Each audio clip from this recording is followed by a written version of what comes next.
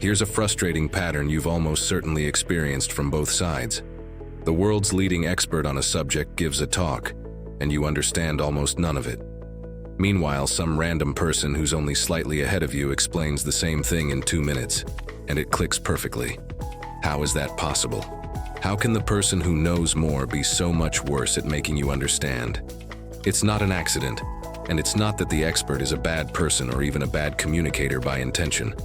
It's a specific, well-documented cognitive glitch, and it has a name: the curse of knowledge. Once you know something deeply, it becomes almost impossible to imagine what it's like to not know it. And that single blind spot silently sabotages experts, teachers, leaders, and anyone trying to share what they know. Today on Cognitive Edge, we break down exactly how the curse of knowledge works, why it gets worse the more skilled you become, and the concrete techniques to beat it. Because being understood is a competitive advantage, and most experts are throwing it away. Let's get into it. First, what the curse of knowledge actually is, because understanding the mechanism is what lets you fight it. The curse of knowledge is a cognitive bias, meaning a built-in flaw in how our minds work. Here's the core of it. Once you know a piece of information, you lose the ability to accurately imagine not knowing it. The knowledge feels so obvious, so baked into how you see the world, that you genuinely can't reconstruct the mind of someone who doesn't have it. There's a classic demonstration of this. In a famous experiment, people were split into tappers and listeners. A tapper picked a well-known song and tapped out its rhythm on a table. Then they had to guess how many listeners would correctly identify the song. The tappers guessed listeners would get it about half the time. The actual success rate? Around 2.5%. Why the massive gap? Because the tapper can hear the full song in their head while they tap. To them, the rhythm is obviously "Happy Birthday." But the listener hears only disconnected taps on a table, no melody, no context.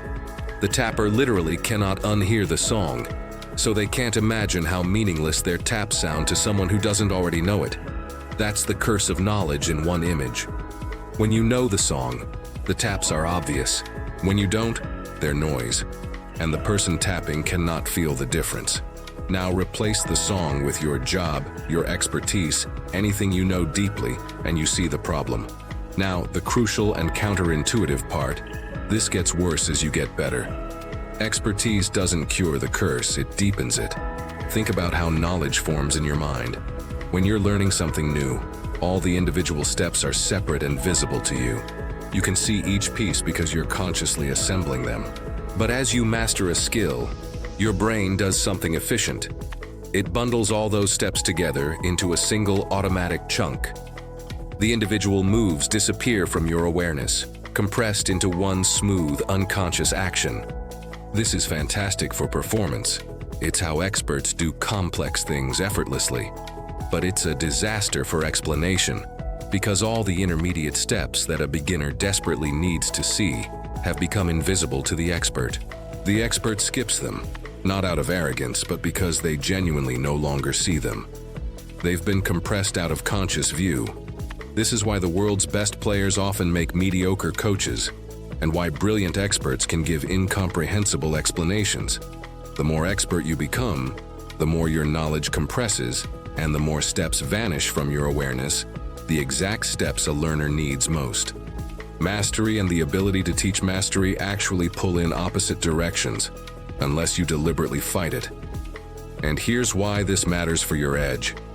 In almost every field, the ability to make others understand you, colleagues, clients, audiences, bosses, is a massive advantage. The expert who can also explain clearly is worth far more than the expert who can't. Most people never realize they're losing this battle. You're about to win it.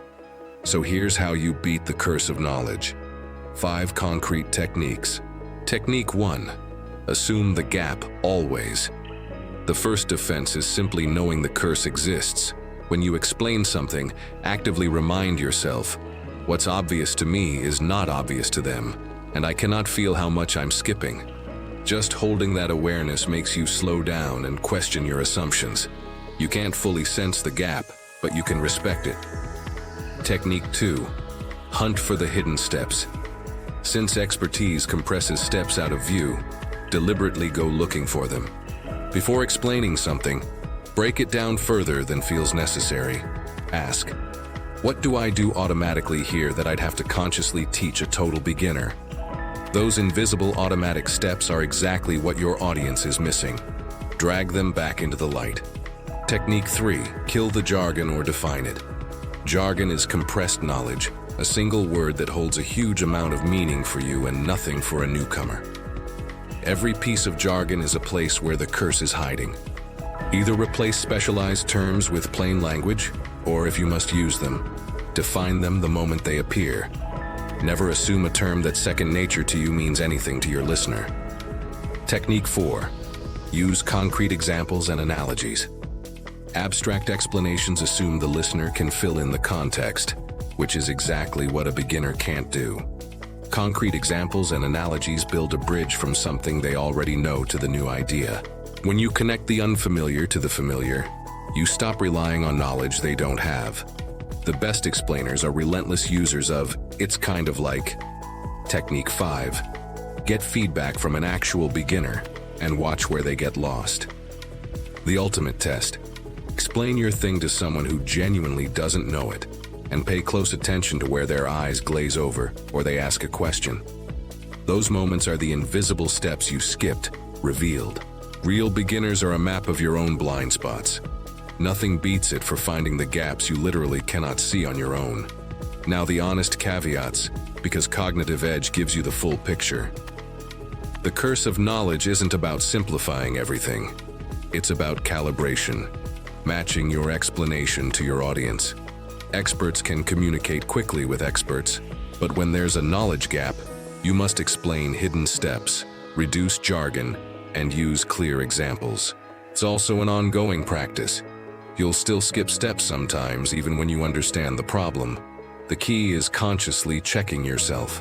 Once you recognize the curse of knowledge, you see it everywhere, in confusing textbooks, experts who struggle to teach, and even yourself.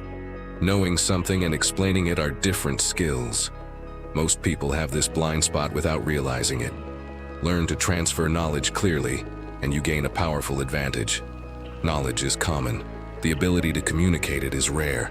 The real skill is building a bridge between what you know and what someone else understands. Ask yourself what they already know, where they might get confused, and which steps feel obvious only because you've practiced them so many times. Use analogies, simple examples, and questions to test understanding. Great communication isn't about proving how much you know. It's about making the other person feel capable of understanding. When people can follow your thinking, remember your explanation, and apply the idea themselves, your knowledge becomes useful beyond your own mind. The goal isn't to sound smarter, it's to make the idea clearer. When knowledge becomes understandable, that's when it becomes truly powerful.